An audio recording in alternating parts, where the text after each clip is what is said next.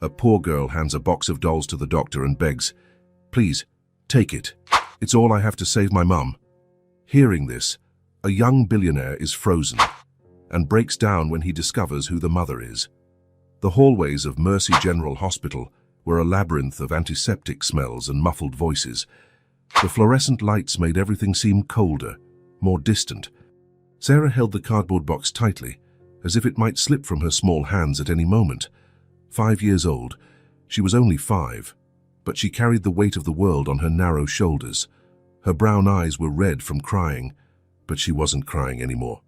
Now she had a mission. The box wasn't large. It would fit easily on a child's lap, and that's exactly where it was. Inside, her most cherished dolls slept in silence. The golden-haired doll she had received for her last birthday, the rag doll her mother had sewn by hand on a cold night, the tiny doll she always took to bed. All of them were there, everything she held most precious in the world. "Excuse me," Sarah said, tugging on the hem of a white coat worn by a doctor rushing past. The man stopped and looked down. His eyes softened when he saw the little girl, but there was a hurry in his expression. "Hi, little one. Are you lost?" "No, sir, I came to pay." The doctor frowned. "Pay for what?" Sarah lifted the box, offering it with both hands. "Please take this. It's all I have to save my mum. Her name is Anne Miller. A car hit her this morning." The words came out clear, determined, as if she had rehearsed the speech several times on her way there. "Little one, The doctor hesitated. "Where are your other family members?" "It's just the 2 of us. But I brought everything I have." Sarah shook the box gently. "My dolls are very pretty. The lady on the bus always says they're worth a lot of money." The doctor knelt to her level. His voice became gentler. "Sweetheart, that's not how it works. You need to talk to a family member, or I don't have anyone else." Sarah's voice trembled for the first time. "Please, Mr. Doctor, I know it's not much, but it's all I have. If you don't save my mum, I'll have nothing left in the world." It was at that moment that Matthew Sullivan, who was passing through the hallway, stopped. He hadn't intended to be there. In fact, he hated hospitals, always had. But his personal assistant had been in a car accident, and Matthew, in a rare moment of humanity, had decided to visit him personally instead of just sending expensive flowers. Matthew was the kind of man people recognized on the streets, not because he sought attention, but because it's hard not to notice someone who carries the weight of billions of dollars on his shoulders. At 35, he had built a financial empire that made other billionaires look small. But at that moment, standing in a hospital hallway, watching a 5-year-old girl offer her dolls as medical payment, Matthew felt smaller than ever. "Anne Miller," he said, before he even realized he had spoken. The doctor and Sarah turned to him. "Do you know my mom?" Sarah asked, her eyes lighting up for the first time. Matthew felt a strange tightness in his chest, a distant memory knocking on the door of his mind. Anne Miller. He knew that name. He knew it very well. "Doctor," Matthew addressed the physician, pulling his phone from his pocket. "Sir, what is the status of patient Anne Miller?" "Sir, I can't discuss medical information with Matthew Sullivan." He extended his hand. "And this is my niece." It wasn't true, but he said it with such conviction that the doctor hesitated. "Mr. Sullivan, the situation is delicate. The patient suffered a head trauma and multiple fractures. She's in the ICU, but, well, there's the issue of payment. Without insurance or guarantees, I'm afraid that—" Matthew didn't let him finish. "Do your best. I'll pay for everything." The words came out without hesitation, firm, final. Sarah dropped the box and ran to hug Matthew's leg. "Thank you." "Thank you," she repeated, clinging to him as if he were a life raft.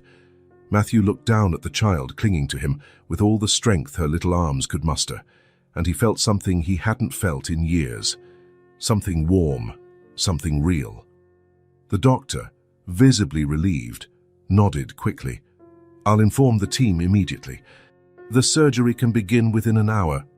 When they were alone in the hallway, Matthew knelt beside Sarah. "Can you tell me what happened?" Sarah wiped her nose with the sleeve of her pink shirt. "Mommy was crossing the street. We were going to buy bread for breakfast. The car came really fast and—" She paused, taking a deep breath. "And Mommy pushed me away. The car only hit her. You saw everything, Sarah nodded. The ambulance took a long time. Mommy wouldn't wake up. There was blood. A lot of blood. Matthew felt anger rising within him. Anger at the reckless driver. Anger at the system that would leave a child alone in the world for lack of money. Anger at himself for taking so long to find Anne again. Sarah, you said your last name is Miller. It is, Sarah Miller. And you really know my mum? Matthew smiled for the first time that day. I do. I knew her when we were your age. You were friends. We were. Good friends. Sarah picked up the box of dolls from the floor and sat on the hallway bench. Matthew sat down next to her. Do you want to tell me about your dolls? Sarah opened the box carefully. This one is Emma, she showed the blonde doll. Mommy gave her to me for my birthday. And this is Luna, the rag doll. Mommy made her when I was scared to sleep alone. Your mom made this doll. Mommy knows how to do a lot of things. She cooks really well, knows how to fix the sink when it breaks, and always tells me stories before I go to sleep. Matthew watched Sarah talk about her mother. He saw the love in her eyes, the pure admiration of a child for the most important person in her life. Sarah, do you remember me asking about other relatives? Sarah's face fell slightly. It's just me and Mommy. It's always been this way. Matthew felt his chest tighten. Anne had always been strong, even when they were children. But raising a daughter alone, this wasn't the life she deserved. Are you hungry, Sarah? She nodded shyly. We didn't have breakfast today because of what happened. Matthew stood up and extended his hand to her. Come on. Let's find something for you to eat while the doctors take care of your mum. Sarah took his hand without hesitation. It was a small, warm hand that trusted him completely. They walked through the hospital corridors, Sarah carrying her box of dolls, Matthew carrying the weight of a responsibility he didn't know he was looking for. In the cafeteria, Matthew bought a sandwich and juice for Sarah. She ate slowly, chewing each bite carefully. Did you really know my mum when you were kids? She asked between bites. I did. We used to play together almost every day. What kind of games? Matthew smiled, remembering. Your mom loved to play hide and seek. She always found the best hiding spots. And we climbed trees, built forts with branches. It's been a long time since we've seen each other. Why? The question was simple, but the answer was complicated. How do you explain to a 5-year-old that sometimes life takes people down different paths? That sometimes you lose touch with the people who matter most? As sometimes people lose each other, Matthew said finally. But it doesn't mean they forget. Sarah nodded as if she understood perfectly. Mommy always says that important people never leave our hearts, even when they leave our lives. Matthew looked at that small, wise girl and knew that Anne had become an incredible mother. Sarah, while your mom is recovering, you're going to stay with me, okay? Really? Really? We're family now. Sarah smiled for the first time since she had arrived at the hospital, a genuine smile that lit up her whole face. Do you think Mommy will be okay? Matthew took her small hand in his. I think your mom is a very strong woman. And she has you waiting for her. That makes all the difference. They sat in silence for a few minutes, Sarah finishing her sandwich, Matthew processing everything that had happened that day. An ordinary morning had turned into something completely different. He had found Anne again, or rather he had found Anne's daughter, a brave little girl who had offered everything she had in the world to save the person she loved most. And now, for the first time in years, Matthew Sullivan wasn't thinking about business, investments or profits. He was thinking about a woman he had known as a child and her daughter who had just trusted him completely. It was strange how life worked. How a chance event could change everything in a matter of minutes. Mr. Matthew, Sarah pulled him from his thoughts. You can just call me Matthew. Matthew, do you think Mommy will be happy to know you found each other? Matthew smiled. I hope so, Sarah. I really hope so. The next 2 days passed in a blur of hospital corridors and waiting rooms. Matthew had cancelled all his meetings, something he had never done in his 15-year career. His assistants called constantly, but he just said he was dealing with a family emergency, and it was true, in a way. Sarah had become his shadow. Wherever he went, she went too, always carrying her box of dolls. The hospital had provided a room for her to rest. but she preferred to stay in the ICU waiting room, as close to her mother as possible. Matthew brought a blanket from the hotel where he was staying. He watched Sarah wrap herself in it on the waiting room sofa, her big eyes observing every move of the doctors and nurses who passed by. On the morning of the second day, Matthew appeared with a bag from the cafeteria. "Hungry?" he asked. Sarah nodded shyly. She had been quieter since yesterday, as if the reality of the situation was finally weighing on her small shoulders. Matthew pulled a chocolate muffin, a sandwich, some fruit, and a glass of warm milk from the bag. "Wow, that's a lot of food," Sarah said, her eyes widening. "You need to eat well to stay strong," Matthew replied, sitting next to her. Sarah picked up the muffin and looked at it carefully. "Mommy always says chocolate in the morning isn't good," she said, but took a bite anyway. "Sometimes we have to break the rules," Matthew replied, "especially when things are tough." Sarah chewed slowly, savoring each bite as if it were the last sweet treat in the world. Matthew noticed the way she ate, carefully, without rushing, like someone who wasn't sure when the next meal would be. "Matthew?" "Yes?" "Do you have kids?" The question caught him by surprise. He paused his coffee sip. "No." "I don't." "Why not?" Matthew smiled. Children had this unique ability to ask direct questions without worrying about awkwardness. "Never found the right person, I guess. Mommy always says that when you find the right person, you know right away. Your mum is a wise woman." "She's the smartest person I know," Sarah said with absolute conviction. "She was studying in college to be a teacher." Matthew noticed the past tense. "Was," Sarah nodded, fiddling with the muffin crumbs. "She stopped when I was born. Mommy loved studying. She was really good at math and science." Her voice grew smaller. "She always says she wanted to teach little kids like me. Why did she stop?" "Because of me," Sarah said simply. "Our babies are a lot of work, and Mommy didn't have anyone to take care of me while she studied." Matthew felt his chest tighten, seeing that child carry a guilt that wasn't hers. "Sarah, listen. Your mom chose to be your mom because you are the most important thing in her life. That's not your fault, that's love." Sarah looked at him with shining eyes. "Really? Really? And I bet she doesn't regret it one bit." Sarah was quiet for a moment, processing his words. Then she ate another piece of the muffin. "Mommy doesn't have a job right now," she said finally, her voice almost a whisper.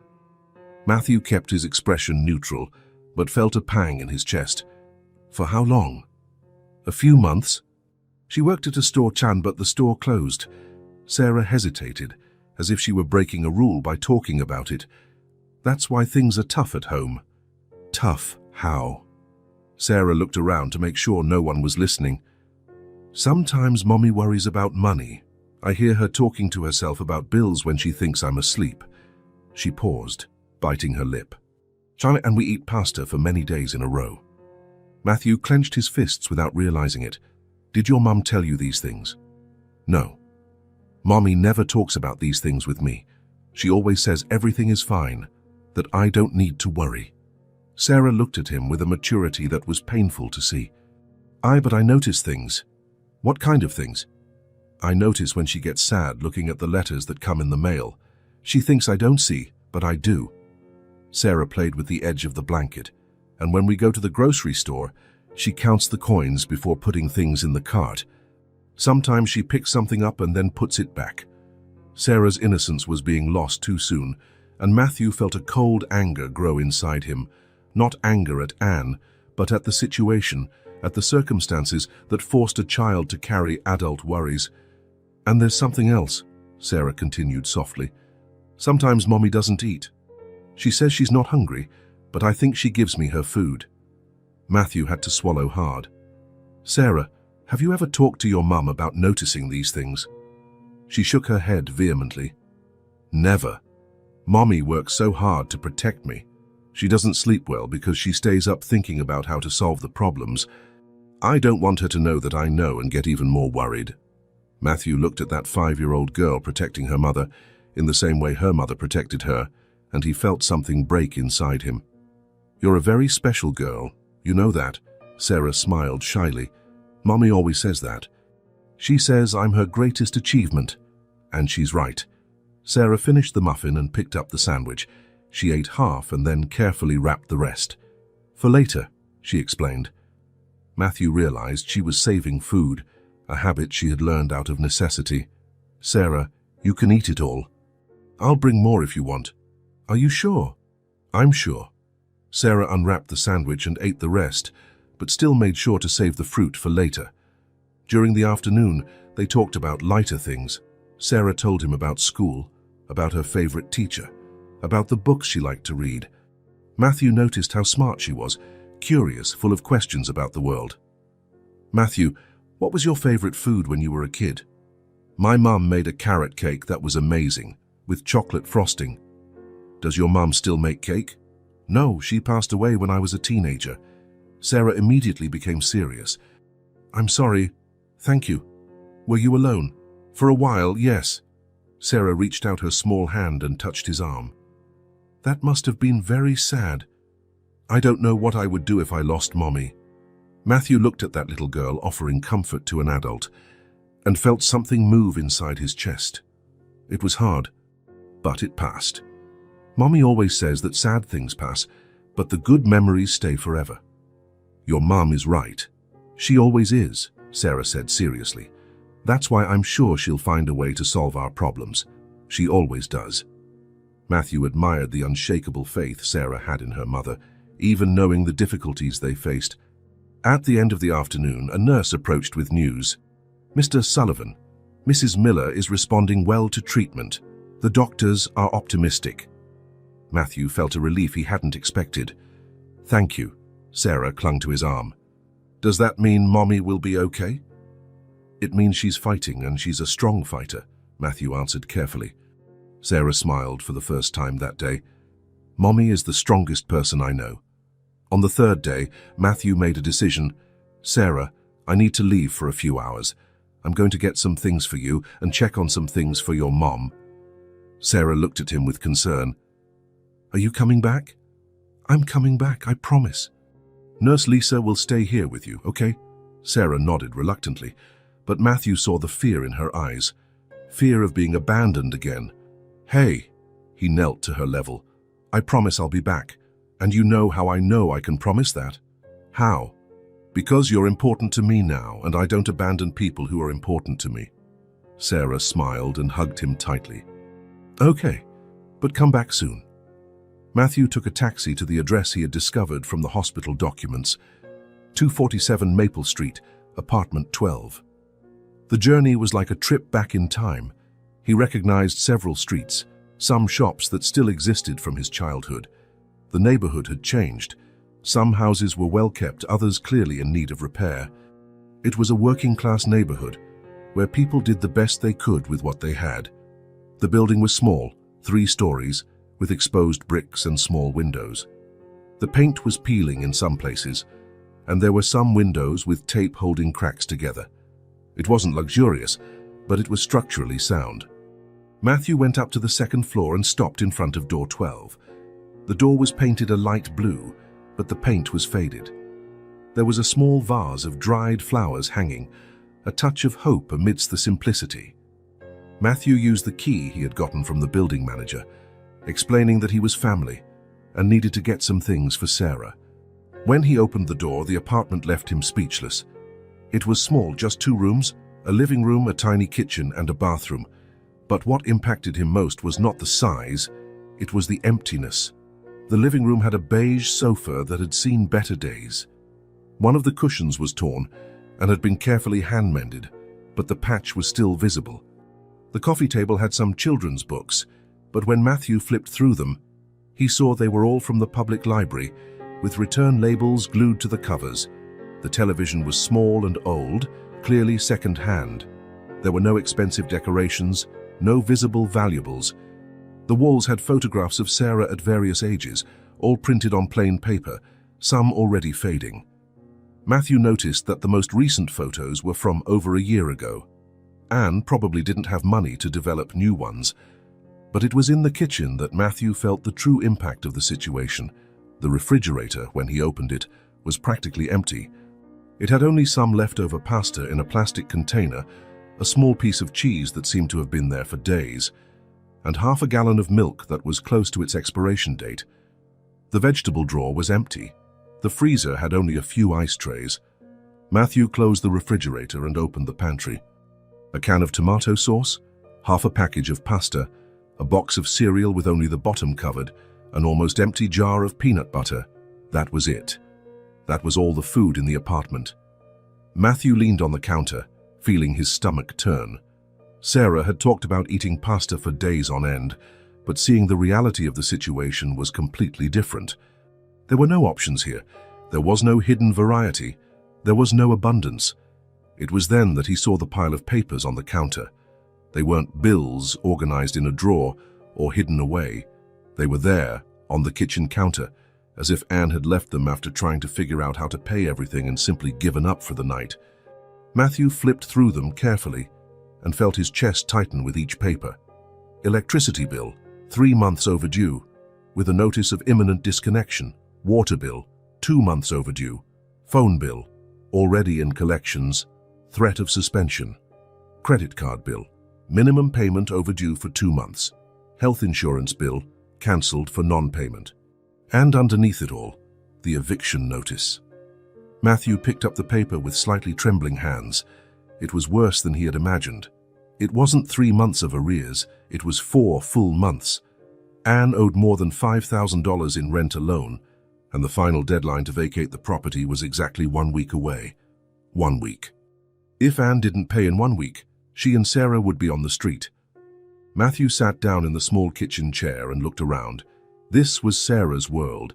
This modest apartment with an empty refrigerator and a pile of overdue bills was all she knew as home, and Anne was about to lose even that. Next to the bills, Matthew noticed an open notebook. Anne's handwriting was neat, organized even in desperation. She had made lists, attempts to balance numbers that simply didn't add up.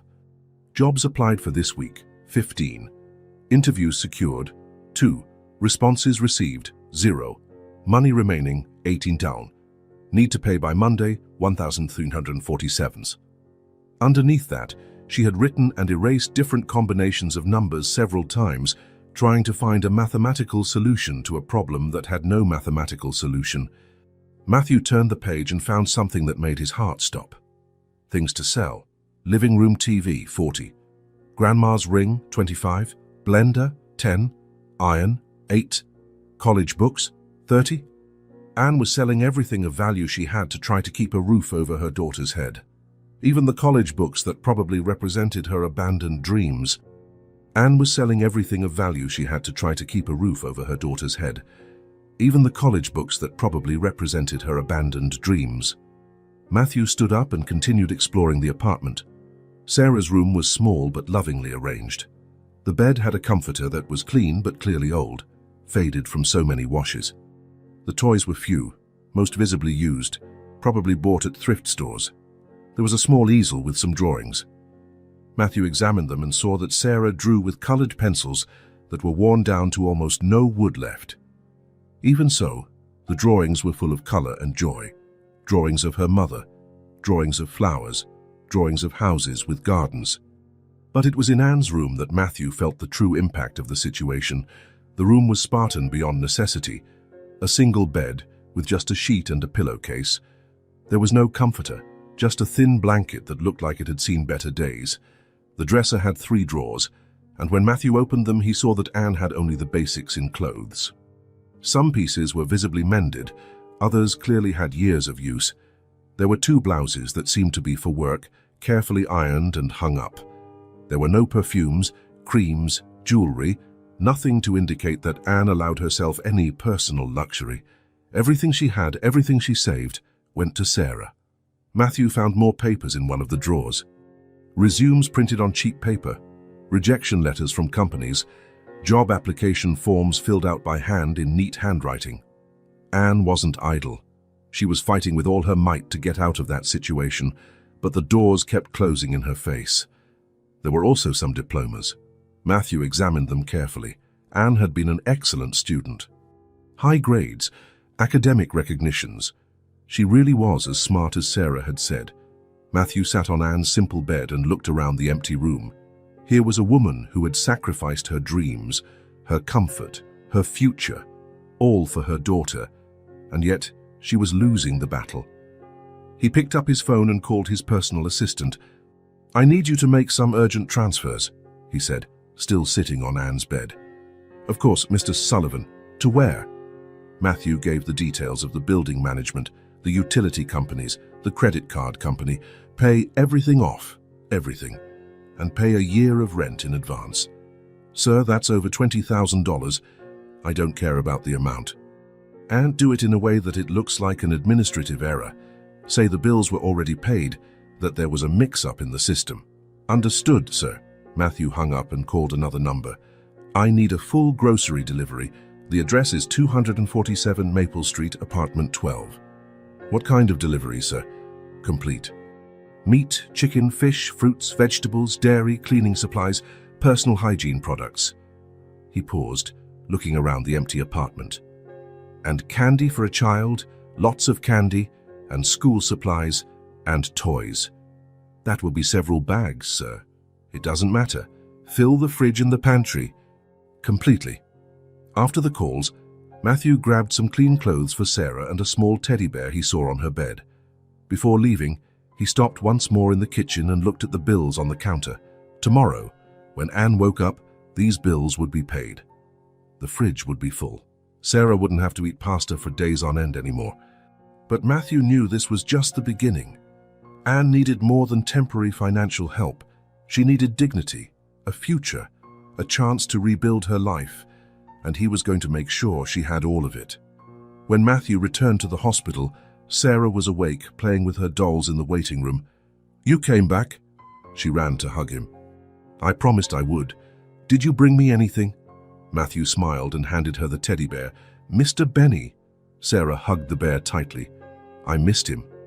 I thought you'd like to have him here." Sarah sat on the sofa, holding the bear, and looked at Matthew seriously. "Matthew, did you go to our house?" "I did. I hope you don't mind." "I don't mind." She hesitated. "Did you see that things are really tough?" Matthew knelt to her level. "I did. But Sarah, I want you to know something. Your mom is one of the bravest people I've ever met. And you are too. Are we going to be homeless?" Her direct question caught him off guard. Sarah knew more than she let on. "No," Matthew said firmly. "You are not going to be homeless, I promise." Sarah looked him in the eyes, as if assessing whether she could trust that promise. "Really? Really? And you know why?" "Why?" "Because you're not alone anymore. Now you have me too." Sarah threw herself into his arms, still holding Mr. Benny. "Thank you, Matthew, for everything." Matthew hugged her, feeling the weight of the responsibility he had taken on. It wasn't just about money, it was about a family. It was about giving Sarah and Anne the chance to have the life they deserved. "You don't have to thank me," he said softly. We're family now." And for the first time since meeting that brave little girl, Matthew was absolutely sure it was a promise he could keep. On the fourth day, Sarah was more cheerful. The news about Anne was getting better, and the girl seemed to have found a comfortable routine with Matthew. She had gotten used to his presence, and Matthew realized he had gotten used to hers as well. It was strange how quickly that child had become an essential part of his days. He would wake up thinking about what snack to bring her, what story to tell, how to make her smile. For 15 years, his life had revolved around meetings, investments, and profits. Now it revolved around a 5-year-old girl who carried a teddy bear everywhere. Sarah was sitting on the floor of the waiting room, surrounded by paper and crayons that Matthew had bought from the hospital gift shop. Her tongue stuck out of the corner of her mouth as she concentrated intensely on her drawing. "So what are you doing over there?" Matthew asked, sitting on the floor next to her. "It's a surprise," Sarah said without looking up from the paper, "but it's almost done." Matthew observed the vibrant colors scattered around her. Sarah had chosen yellow, blue, pinks, and green for her mysterious project.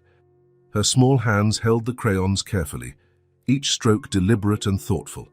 "Can I at least see a little peek?" "No," Sarah laughed, covering the drawing with her body. "You have to wait." Matthew smiled. There was something deeply comforting in seeing Sarah act like a normal child, concerned only with her drawing and her surprise. For a few moments, she could forget where she was and why she was there. A nurse passed by and stopped to watch Sarah. "What concentration?" she commented. "Are you making a beautiful drawing?" Sarah nodded proudly. "It's for Matthew, because he's taking care of me." The nurse looked at Matthew with a smile. "He's lucky." "He is," Sarah agreed seriously. "He's very kind and he brings tasty food." When the nurse continued on her way, Matthew turned to Sarah. "You think I'm kind?" "Very kind. And funny too. And," she paused to think, "and you make me feel safe." Sarah's simple words hit Matthew in a way he didn't expect. When was the last time someone had said he made them feel safe? When was the last time his presence had meant comfort to someone? "I'm glad to hear that," he said softly. Sarah continued drawing for a few more minutes, her tongue still sticking out of the corner of her mouth. Finally, she put the last crayon aside and looked at her finished work. "Done," she announced. "Now you can see." She turned the paper around and Matthew felt the air leave his lungs. The drawing showed two figures holding hands in front of a large building, a small figure with brown hair and a pink dress, clearly Sarah, and a larger figure in a blue suit and dark hair, clearly him. Both figures had huge smiles drawn on their faces, but what impressed him most were the details. Sarah had drawn the hospital in the background, with its square windows and the red cross at the entrance. There were small flowers around their feet and a bright yellow sun in the corner of the paper. And at the top, in carefully formed letters, was written, "Matthew and Sarah, friends forever." "It's us," Sarah explained, as if Matthew couldn't see. "At the hospital. You're taking care of me, and I'm happy." Matthew carefully took the drawing, as if it were made of crystal. "Sarah, it's beautiful. Do you really like it?" "I like it more than any gift I've ever received." Sarah clapped her hands, beaming. "Now you have a memory of me too." Matthew looked at her, confused. "What do you mean?" "You said you knew Mommy when you were kids. That means you have memories together." Sarah pointed to the drawing. "Now we have memories together too. And when Mommy gets better and we go home, you can look at the drawing and remember me." The innocence of Sarah's observation hit Matthew like a punch to the gut. She was talking about leaving as if it were natural, as if after Anne got better they would simply walk out of his life and he would return to his previous routine. But Matthew realized, with a clarity that surprised him, that he didn't want them to leave his life. He didn't want to go back to his previous routine. In the last few days, caring for Sarah, he had discovered a part of himself he didn't even know existed. "Sarah," he said carefully, "who said you're leaving my life when your mum gets better?" Sarah blinked, confused. "Well, we go back home. You go back to your life. Isn't that how it works?" "Not necessarily." "What do you mean?" Matthew carefully folded the drawing and put it in the inner pocket of his jacket, right next to his heart. "Sometimes, when special people come into our lives, they stay forever." Sarah smiled slowly. "Do you think I'm special?" "Very special." "And will you still be my friend even when Mommy gets better?" "If you want me to, I'll be your friend forever." Sarah threw herself into his arms, squeezing him with all the strength her little arms could muster. "I do want that." Matthew hugged her back, feeling something warm spread through his chest. When was the last time a hug had meant so much? When was the last time he had felt truly needed in someone's life? They separated, and Sarah sat next to him on the sofa, snuggling against his arm. "Matthew?" "Yes. Can I ask you something?" "Of course." Sarah hesitated for a moment, playing with the edge of the blanket. "What was your family like when you were little?" Matthew thought for a moment. It was a simple question, but the answer was complicated. "Well, it was just me and my mum. My dad died when I was very young." "Just like me," Sarah said softly. "What do you mean?" Sarah looked down at her hands. "I don't have a dad either." Matthew felt his chest tighten. He knew Sarah had mentioned it was just her and her mom, but they had never specifically talked about her father. "Do you want to tell me about it?" Sarah shrugged, but Matthew realized it wasn't indifference. It was the resignation of a child who had learned to accept a painful reality. "There's not much to tell. I don't remember him. Nothing. Nothing at all. Mommy said he left when I was very little, like baby little." The casual way Sarah spoke about the abandonment made Matthew's heart break a little. "And your mum, did she tell you why he left?" Sarah shook her head. "She just says that sometimes people aren't ready to be parents, that it wasn't my fault." "Your mum is right. It definitely wasn't your fault." "I know," Sarah said with a maturity she shouldn't have, "but sometimes I wonder what it would be like to have a dad." "What do you mean?" Sarah snuggled closer to him.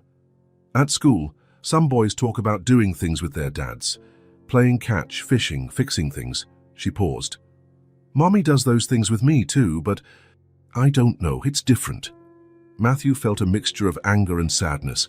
Anger at the man who had abandoned Anne and Sarah, and sadness knowing that Sarah carried this void without even complaining. "Do you miss him, even without remembering?" Sarah thought for a long moment. "I don't know if I miss him. How can I miss someone I never knew?" She looked at Matthew. "But sometimes I miss the idea of having a dad." Sarah's brutal honesty left Matthew speechless for a moment. "That makes sense," he said finally. "Mommy always says our family might be small, but it's complete, that we don't need anyone else to be happy." "And do you believe that?" "I do. Mommy and I are happy." Sarah smiled. "And now you're here too, so our family got a little bigger." Matthew felt his eyes sting slightly.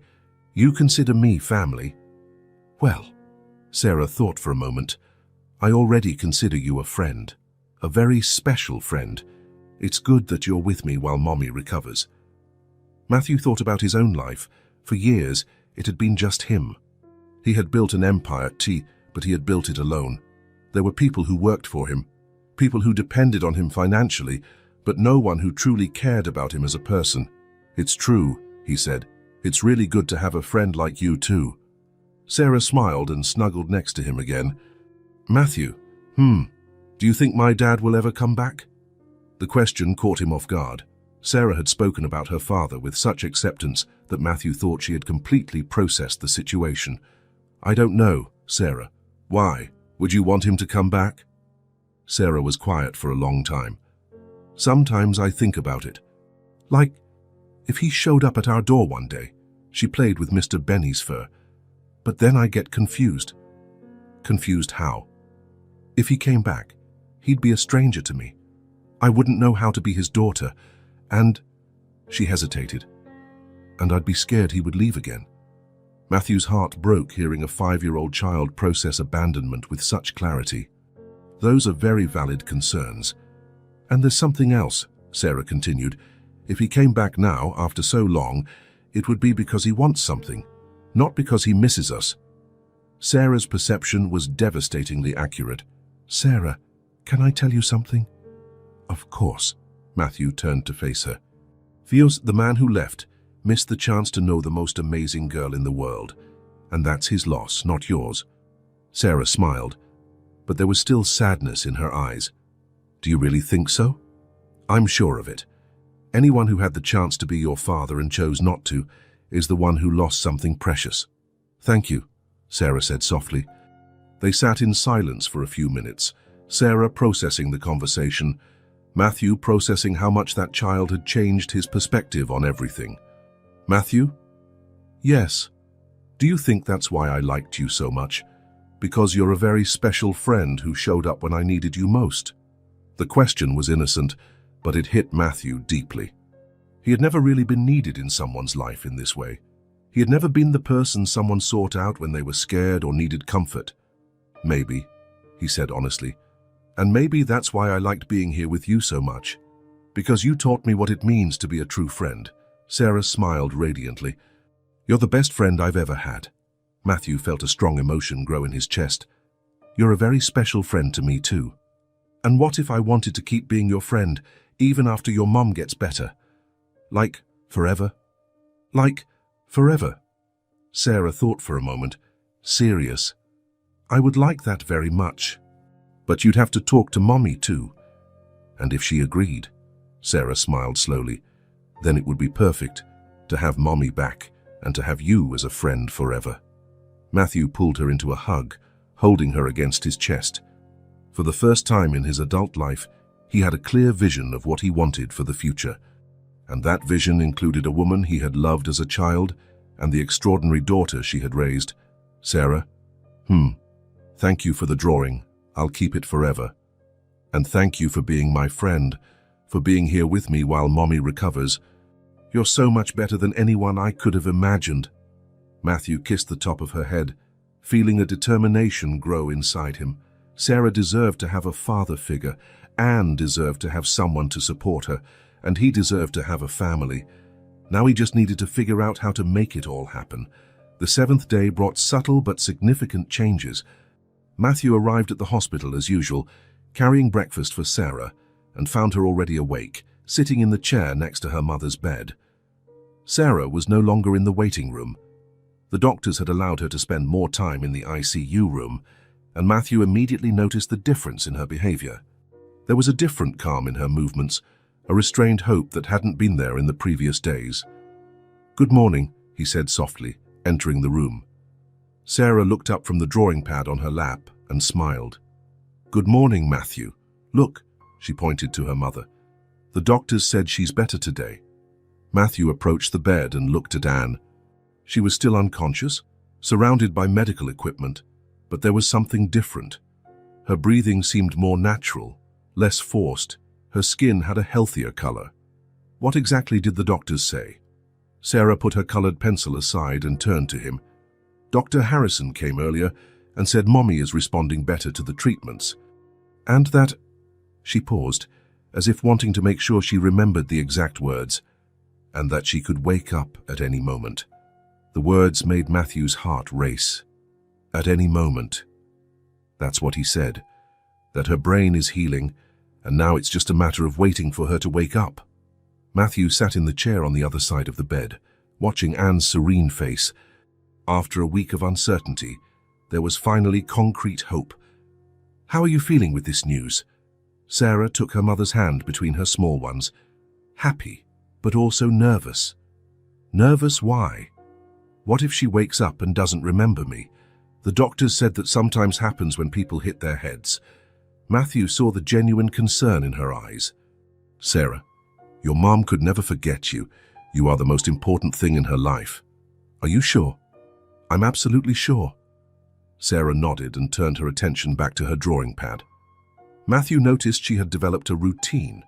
She would arrive early, talk softly to her mother, draw in silence, and hold her hand for long periods. "So what are you drawing today?" Sarah turned the pad for him to see.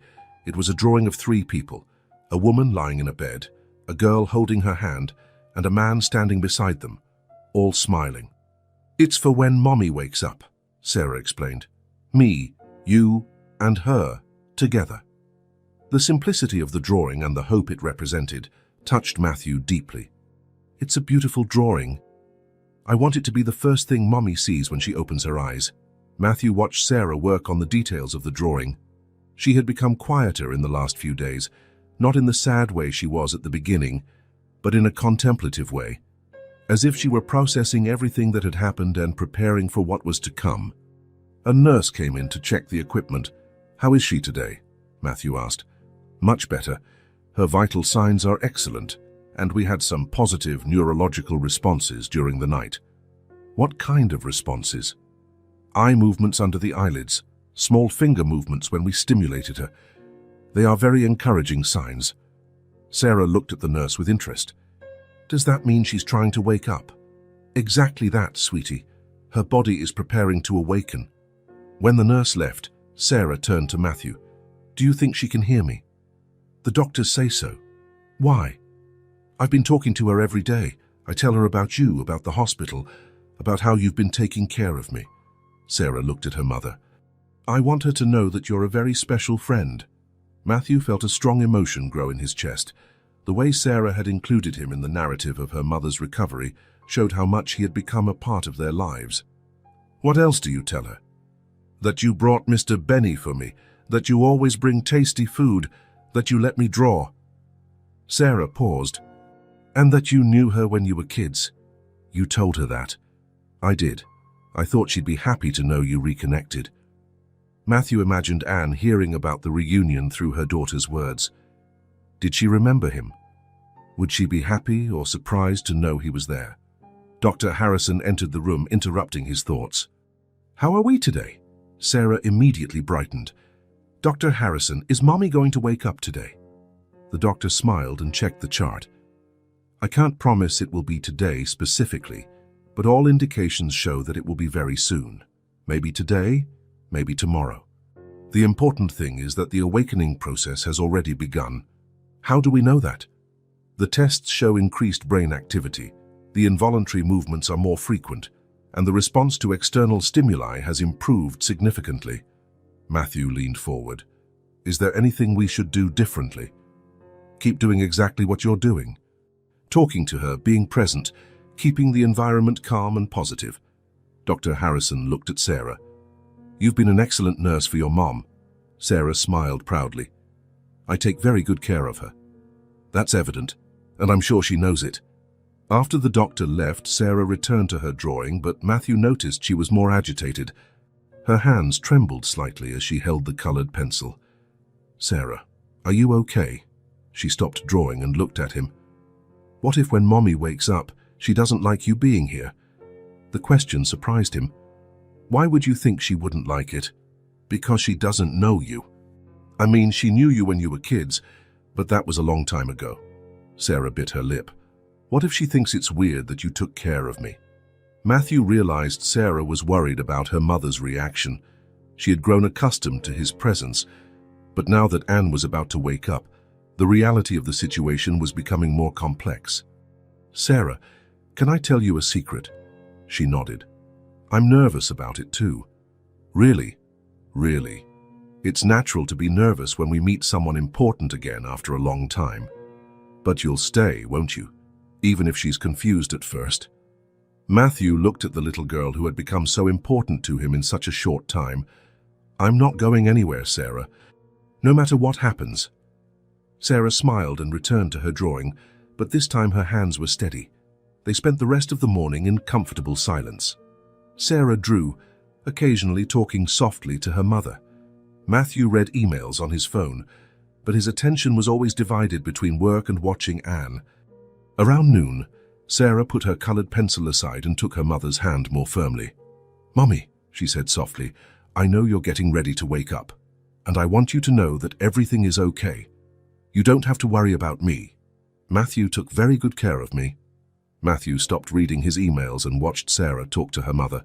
"He's very kind, Mommy. And he knew you when you were little. You lived in the same neighborhood." Sarah caressed her mother's hand. "He told me you were friends." Matthew felt his eyes sting as he heard Sarah setting the stage for the reunion. "And Mommy, I made lots of drawings for you. They're all here waiting." Sarah picked up the pile of drawings from the bedside table. "This one is my favorite. It's for when you wake up and we're all together." There was a moment of silence, and then Matthew saw something that made his heart stop. Anne's fingers moved, just slightly, but enough for Sarah to notice. "Matthew," Sarah whispered, excited. "Did you see?" "I did." They watched in silence, waiting for another movement. And then it happened again. Anne's fingers gently closed around Sarah's hand. Sarah looked at Matthew with shining eyes. "She's listening to me." "She is." Sarah turned back to her mother. "Mommy, I know you're there, and when you're ready, we'll be here waiting.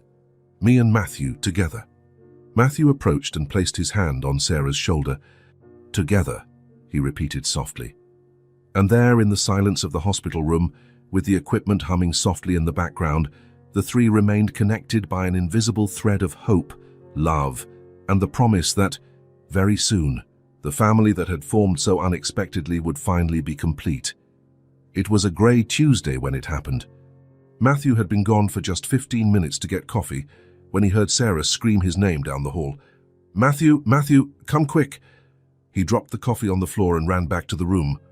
When he entered, he saw Sarah beside the bed, holding her mother's hand, tears streaming down her face, but with a radiant smile.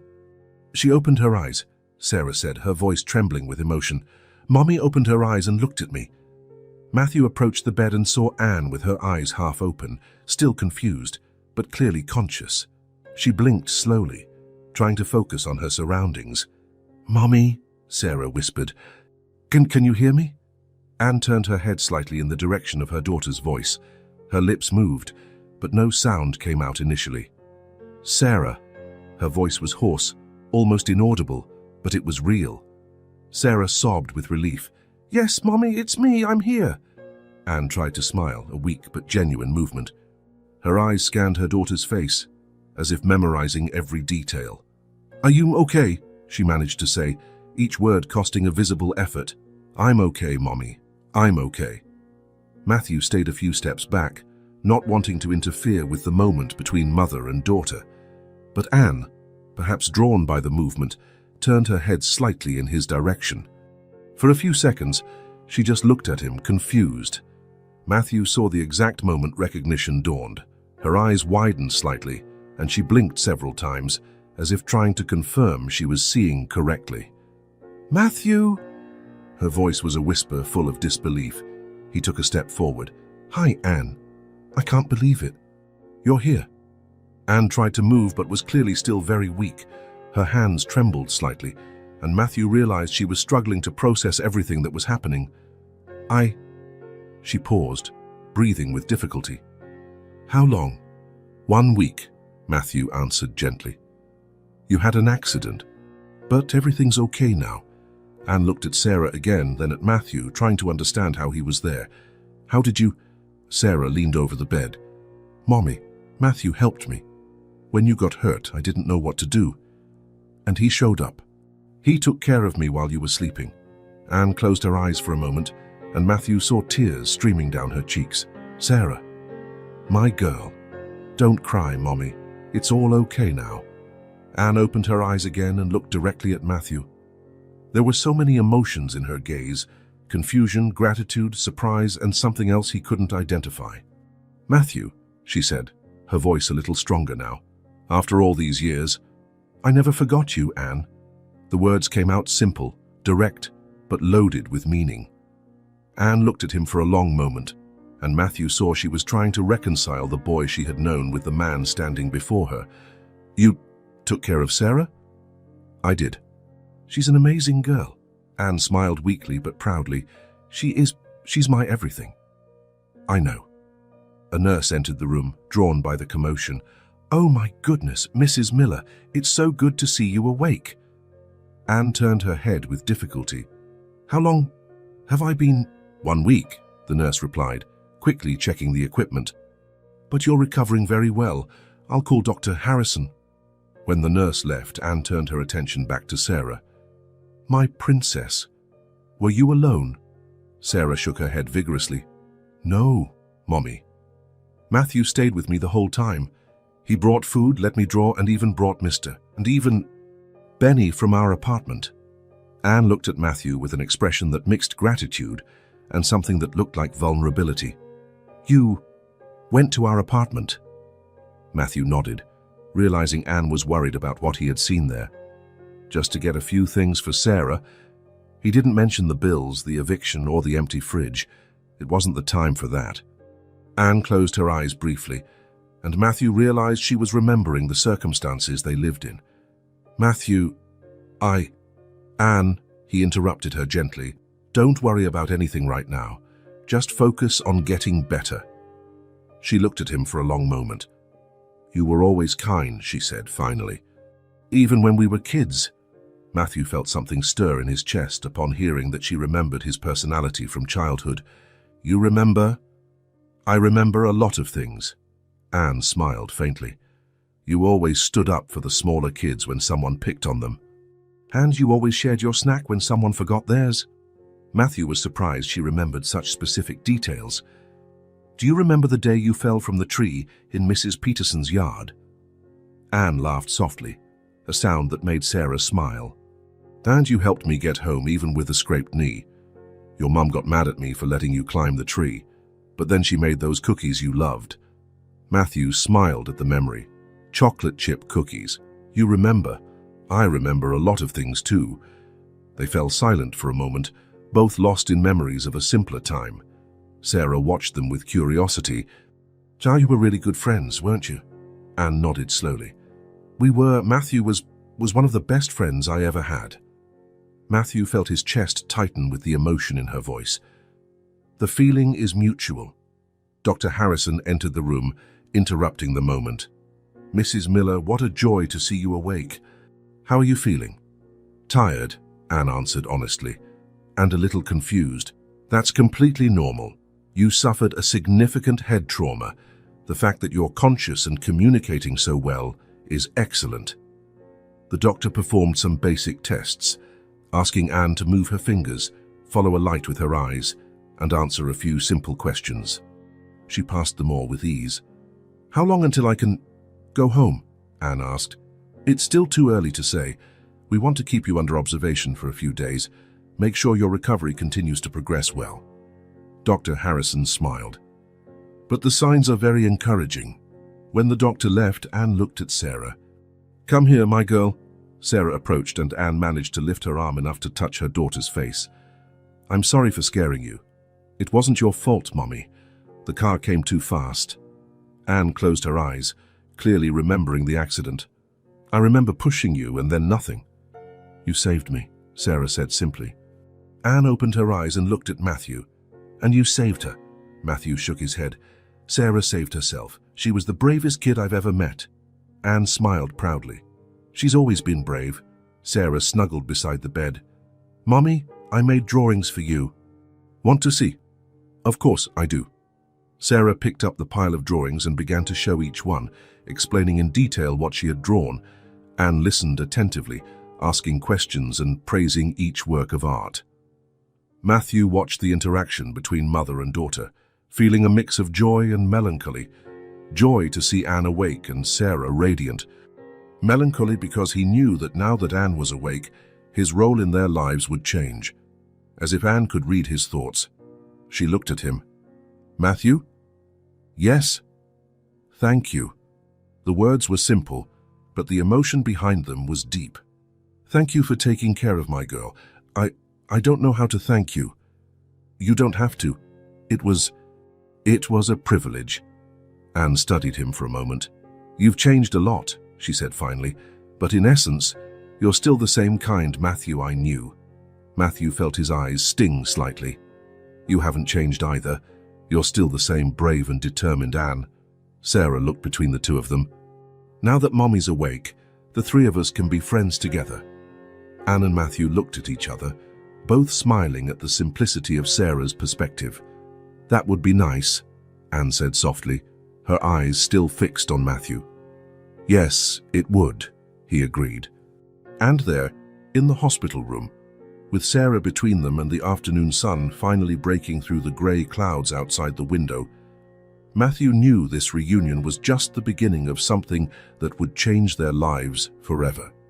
Anne had been awake for 3 days and her recovery was surprising the doctors.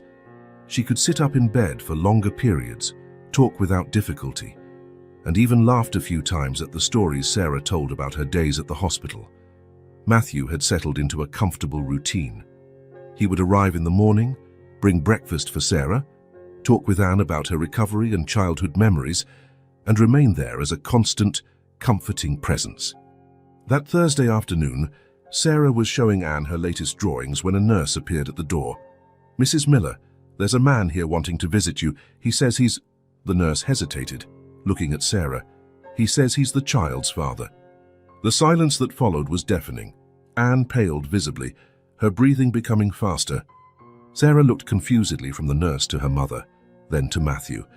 "My dad?" Sarah asked, her voice small and uncertain. Anne closed her eyes for a moment, trying to compose herself. "What's his name?" she asked the nurse, though she clearly already knew the answer. "David Carter." Anne nodded slowly, as if a part of her always knew this moment would come. Can you tell him to wait a few minutes? I need to talk to my daughter first." When the nurse left, Anne looked at Sarah, who was visibly confused. "My princess, do you remember when I told you your father left when you were very little?" Sarah nodded. "Well, he's here. He wants to meet you." "But I don't remember him," Sarah said, her voice trembling slightly. "I know, sweetie, and that's okay. You don't have to do anything you don't want to." Matthew, who had remained silent, felt a tension grow in the room.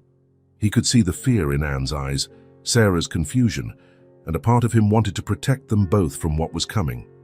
"Diane," he said softly. "Do you want me to leave?" Anne looked at him, and for a moment, Matthew saw pure vulnerability in her eyes. "No, please, stay, if that's possible." Sarah approached the bed and took her mother's hand. "Mommy, are you scared?" Anne hesitated, clearly not wanting to frighten her daughter, but also not wanting to lie. "A little, yes." "Then I'm scared too." Anne stroked her daughter's hair. "You don't need to be scared. He can't hurt us. And if you don't want to talk to him, you don't have to." "But are you going to talk to him?" "I have to, just to understand why he's here after all this time." Sarah nodded, though she still seemed apprehensive. "You can let him in," Anne said finally. Matthew positioned himself discreetly in a corner of the room, close enough to intervene if necessary, but far enough not to seem intrusive. The nurse returned with a man in his early 30s. He was tall, with brown hair and blue eyes. He wore casual but neat clothes and carried a small bouquet of flowers. David stopped at the entrance of the room, his eyes going from Anne to Sarah, and Matthew saw the moment he truly absorbed the sight of the daughter he had abandoned. "Anne," he said, his voice hesitant, "I heard about the accident. I came to see how you are, and to meet my daughter." The word "my" made Anne visibly tense. Sarah partially hid behind her mother, watching the man with curiosity and apprehension. "Hi," David said, trying to sound casual. "Sarah, right? You've grown so much." Sarah looked at him for a long moment before speaking. "Are you my dad?" The direct question, asked with the brutal honesty of a child, made David blink several times. "I am. I've missed you a lot," Sarah frowned. "But you left when I was a baby. How can you miss someone you don't know?" Matthew had to suppress a sad smile at Sarah's flawless logic. David clearly hadn't expected to be questioned by a 5-year-old. "Well, He looked to Anne for help, but she remained silent. "I made a mistake. A very big mistake." "What kind of mistake?" "Sarah," Anne finally intervened, "why don't you go get some juice from the cafeteria with Matthew? I need to talk with David first." Sarah hesitated. "Are you sure?" "I'm sure. It's just for a few minutes." Matthew approached and extended his hand to Sarah. "Let's see if they have that apple juice you like." Sarah took his hand, but before leaving the room she looked at David again. "You're not going to make my mum cry, are you?" The question hit David like a punch. He looked at the girl, then at Anne, then back at Sarah. "No. I'm not going to make your mom cry." Sarah nodded and left with Matthew, but he could hear Anne say before they even reached the hallway, "David, you made that promise before and didn't keep it." Matthew took Sarah to the cafeteria, but she was clearly distracted. "Matthew, he seems normal," she said while stirring her juice with the straw. "What do you mean? I don't know.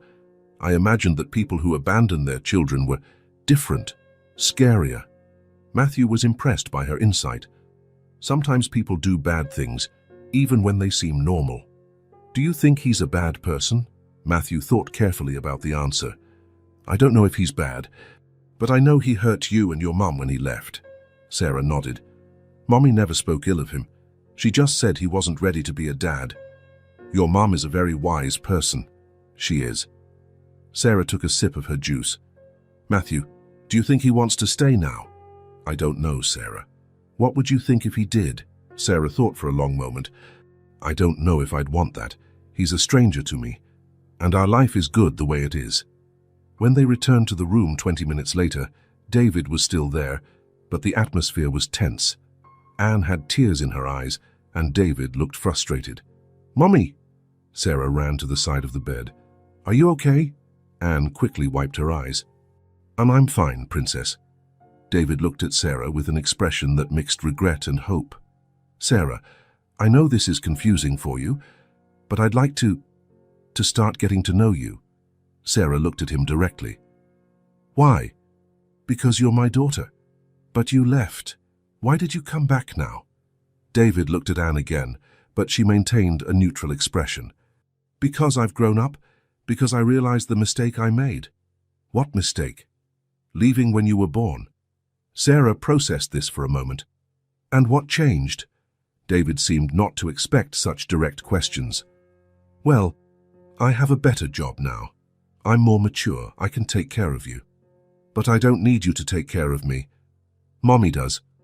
And Matthew has been helping me too. David looked at Matthew for the first time and really noticing him. And who are you? Before Matthew could answer, Anne said, Matthew is a very dear friend. He took care of Sarah while I was unconscious. A friend, David repeated, and there was something in his tone that Matthew didn't like. Yes, Anne said firmly. Her friend who was here when Sarah needed him. The silence that followed was uncomfortable. Finally, Sarah spoke. You can visit sometimes, if Mommy lets you, but I don't want you to live with us. David seemed surprised by her honesty. Why not? Because I don't know you and because you hurt Mommy when you left. Anne pulled Sarah closer. Sarah, you don't have to. It's okay, Mommy, he asked. I answered. David looked at Anne. Anne, can we talk in private? Anne hesitated, then looked at Matthew. Matthew, can you take Sarah for a walk? Of course.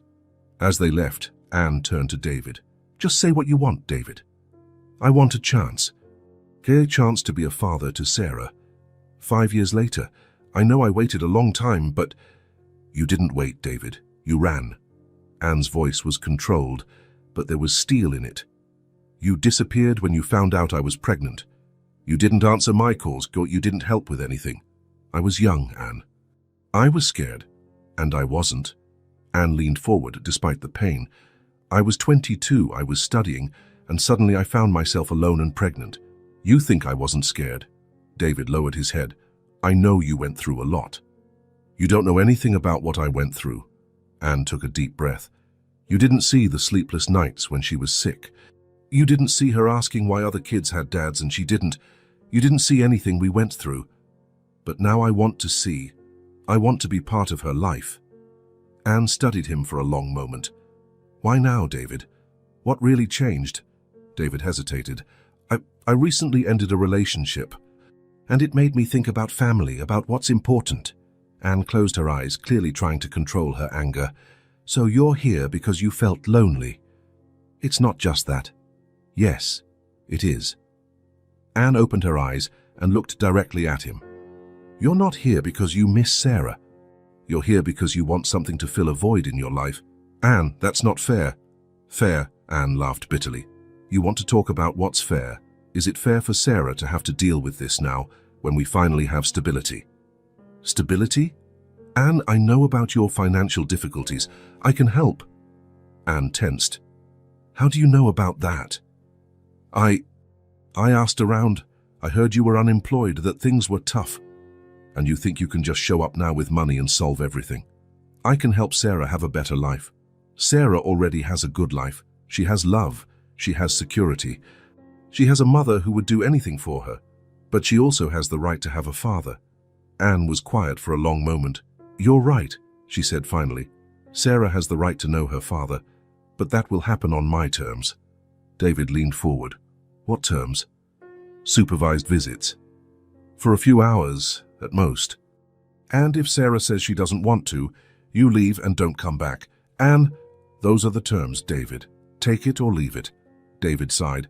All right, I accept. And David? Anne looked him in the eye. If you hurt her again, if you disappear again, I will make sure you never get near her again. Understood? David nodded. Understood. When Matthew and Sarah returned, the tension in the room was palpable. How did it go? Sarah asked. Anne smiled, but Matthew could tell it was forced. We talked. David will be able to visit you sometimes, if you want. Sarah looked from Anne to David. Can I think about it? Of course you can, Princess. David stood up. Anne, thank you for the chance. Sarah. He looked at his daughter. I hope we can get to know each other better. Sarah nodded politely, but stayed by her mother's side. After David left, Anne sank back onto the bed, clearly exhausted. Mommy, are you okay? Sarah asked. I am, sweetie. Just tired. Matthew approached the bed. Anne, if you need anything. Anne looked at him, and Matthew saw genuine gratitude in her eyes. Thank you for being here, for taking care of her. Always, Sarah climbed onto the bed and snuggled next to her mother. "Mommy, is our life going to change now?" Anne hugged her daughter. "Not if you don't want it to, Princess. Our life is ours, and no one is going to change that without our permission." Matthew watched the mother and daughter embrace, and he knew that, regardless of the shadows from the past that had appeared, he would do everything possible to protect the peace they had found. 2 weeks after the incident with David, Anne was finally discharged from the hospital. Matthew had insisted on taking them home, and Sarah was thrilled to finally leave the hospital. On the way, Anne was quiet, looking out the car window. Matthew noticed she was nervous. "Is everything okay?" he asked. I don't know what I'll find at the apartment. Before the accident, things were difficult." Sarah, in the back seat, held Mr. Benny and watched the conversation. "Mommy, Matthew said he already took care of everything." Anne looked at Matthew with confusion. "Took care of what?" "We'll talk later," he said simply. When they arrived at the building on Maple Street, Anne paused at the apartment entrance, hesitating before putting the key in the lock. Mommy, you can open it," Sarah said impatiently. "I want to show you my new drawings." Anne took a deep breath and opened the door. What she saw left her speechless. The fridge was clearly full. There were folded and organized grocery bags on the counter. The pile of bills she had left on the table was gone. The apartment was spotless, but more than that, there was an air of order and peace that didn't exist before. Anne walked slowly to the kitchen and opened the refrigerator. It was filled with fresh food, fruits, vegetables, meats, dairy. The pantry, which had been practically empty, was now overflowing with groceries. She turned to Matthew, tears starting to form in her eyes. "You did all this?" "I took care of everything," Matthew replied simply. "But the bills, the rent, all taken care of." Anne leaned against the counter, clearly trying to process the magnitude of what Matthew had done. "Matthew, I can't accept this. It's too much." "Anne, you almost died." Sarah was left alone. "It was the least I could do." "But..." "No buts." Matthew approached her. "You would have done the same for me if the situations were reversed." Anne looked at him for a long moment. "I don't even know how to thank you." "You don't have to. We're friends." Sarah, who had run to her room to check on her toys, returned to the kitchen. "Mommy, Matthew also bought new art supplies, and there are new books on my shelf." Anne looked at Matthew with a mixture of gratitude and something he couldn't identify. "You thought of everything." I tried to imagine what Sarah would need to feel at home again. Anne sat in the kitchen chair, clearly emotional. "Guys, why are you doing all this for us?" Matthew sat in the chair across from her. "Because you've become important to me. Because Sarah taught me things about myself I didn't know. And because..." He hesitated, then continued. "And because you were always special to me, Anne, even when we were kids." Anne looked at him with surprise. Really? Really?" Sarah, realizing the adults were having a serious conversation, sat on the floor and started to draw, but Matthew noticed she was listening. Anne was quiet for a moment, then stood up. "There's something I want to show you." She went to her room and came back carrying a small old box. It was made of wood, clearly handmade, with some signs of use but well preserved. "What is that?" Anne sat down again and placed the box on the table. "Childhood memories. My mom helped me make this box when I was 8. She said I should keep the most important things in it." She opened the box carefully. Inside were small objects, some colored stones, a yellowed note, a beaded bracelet, and some old photographs. Anne picked up one of the notes and smiled. "Do you remember when you wrote me this note?" Matthew took the paper and read, "Anne, thank you for lending me your red pencil. You're the coolest girl in the class." "Matthew," he laughed. "My handwriting was terrible. I kept it because it was the first note anyone ever wrote to me saying I was cool." Matthew felt something stir in his chest. "You kept this all these years?" "I kept a lot of things." Anne showed him other objects. A small seashell they had found on a school trip, a button from a shirt he had lost and she had found, some dried flowers. "Anne, I didn't know that I had kept these things." She smiled sadly. "You were my first love, Matthew. A childhood love, but love nonetheless." Matthew looked at her with surprise. Seriously, very serious. Anne took the last thing from the box, and this is my favorite. It was a small black and white photograph, clearly taken by an adult. It showed two children, a boy and a girl, holding hands, smiling at the camera. The boy had dark hair and a mischievous smile. The girl had long hair and bright eyes. Matthew took the photo carefully. Wow, how old were we here? You were 9, I was 8. It was on the last day of school before you moved. Matthew studied the photo. He vaguely remembered the day, but seeing the image brought back more memories. Did you ask your mom to take this picture? I did. I wanted to have a memory of you. Anne. It was a good time, she said softly, looking at the photo. Simple, but good. Matthew looked at the woman before him, seeing traces of the girl in the photograph, but also seeing all the strength and determination she had developed over the years. It was the best time of my childhood, he said honestly. Sarah, who had been quiet, approached. Can I see? Anne showed her the photo. Jules, is that you and Matthew when you were kids? It is. Were you boyfriend and girlfriend? Sarah asked with typical childhood frankness. Anne and Matthew laughed. Not exactly, Anne said, but we were very special friends. Sarah studied the photo. You look happy. We were, Matthew said. Anne put the photo and the other objects back in the box. Thank you for letting me show you this. Thank you for keeping all of this. They were silent for a moment, both lost in memories and the weight of their reunion. Finally, Matthew broke the silence. Anne, I have a proposal for you. What kind of proposal? We need someone in HR at the company. I want you to come work with me. Anne looked at him with surprise. Matthew, you don't have to... It's not charity. It's a real job with a real salary. You're smart, organized, and you have experience with people. You'd be perfect for the position. Anne hesitated. I don't know if that would be appropriate. Working for you after everything you've done for us. You wouldn't be working for me specifically. The company is large. You'd have your own department, your own responsibilities. Sarah looked between the two of them. Mommy, does that mean you'll have a new job? Maybe, Princess. That would be good. You'd be less worried.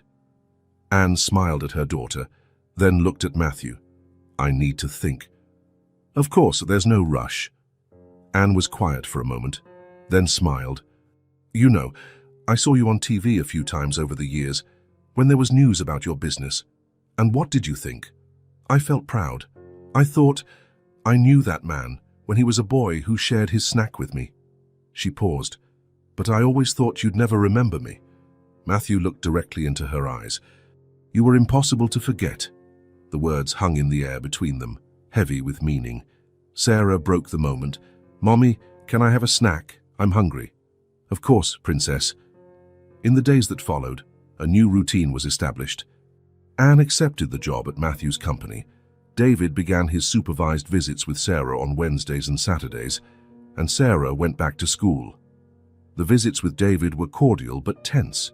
Sarah was polite but distant, treating him more like an acquaintance than a father. David tried his good, but it was obvious he was struggling to connect with a daughter he didn't know. How was it with your dad today? Anne asked after one of the visits. It was okay, Sarah replied. He took me to the park and bought me ice cream, but it's kind of weird. Weird how? He keeps trying to be funny, but I don't get his jokes, and he doesn't know what kind of ice cream I like. Anne hugged her daughter. Give him time, Princess. And give yourself time too. Okay, but Matthew is still my favorite friend. Anne smiled. Matthew will always be special to us. 2 weeks after Anne started her new job, Matthew suggested a walk in the park on a Saturday afternoon. It was a beautiful spring day, and Sarah was excited to show Matthew how she had learned to ride her bike. They walked along the park paths, Sarah riding her bike ahead of them, Anne and Matthew talking about work and life. How are you feeling about everything? Matthew asked. Honestly, for the first time in years, I feel like I have control over my life, Anne smiled. The job is challenging but good. Sarah is adjusting well to school, and David, well, he's trying. And us. Anne looked at him. Us. Our friendship, everything that happened. Anne stopped walking and turned to him. Our friendship is the best thing that's happened to me in a long time, Matthew. Sarah braked her bike and ran back to them. Why did you guys stop? Just talking, Anne said. Sarah took Matthew's hand. Matthew, can I tell you something? Of course. Sarah looked at him seriously. Thank you for showing up in our lives. I hope you never leave again. Matthew knelt to her level, touched by the girl's sincerity. I'm here to stay, Sarah, forever, if you'll have me. Sarah beamed and hugged him. I will. Matthew looked at Anne over Sarah's head and saw tears in her eyes. I want that too, Anne said softly. There, in the park, with Sarah between them and the afternoon sun filtering through the trees, Matthew knew he had found something that no amount of wealth in the world could buy. It wasn't just success or achievement, it was belonging. It was genuine affection. It was mutual respect. It was a family that had been formed not by blood or obligation, but by choice, by love, by 3 lives that found each other at the right moment and decided to rebuild themselves together. And for the first time in his adult life, Matthew Sullivan felt truly at home. If this story touched your heart, subscribe to the channel and turn on notifications so you don't miss the next ones. Leave a like because it helps this story get recommended to more people. See you in the next story.